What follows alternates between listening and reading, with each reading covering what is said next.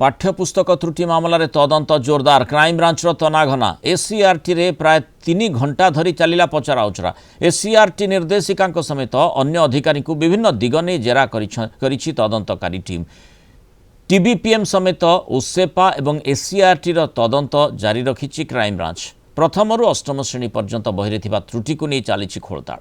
बही प्रस्तुत हेबाठारु छपा हेबा पर्यंत केउ स्तर रे त्रुटि होईछि तार तदंत करुछि क्राइमब्रांच।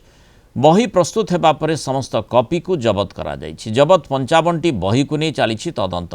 हातरे लेखा होइतबा मूल दस्तावेज ठारू आरंभ करी डीटीपी एवं परवर्ती समय छापा हेबा पर्यंत प्रत्येक स्तर तथ्य तदंतकारी टीम जांच करुछि। क्राइमब्रांच में समस्त दस्तावेज बेस गुरुत्वपूर्ण। तदंत शेष होगा पर संपृक्त लोकों को नोटिस जारी करा जिवो। पाठ्यपुस्तक त्रुटिर सबु प्रक्रियार अपराधिक तदंत करुछि क्राइमब्रांच। ए मामलें गत 14 तारिख में पूर्वतन एससीआरटी निर्देशक मनोज पाढ़ी को गिरफ्त करथिला क्राइमब्रांच।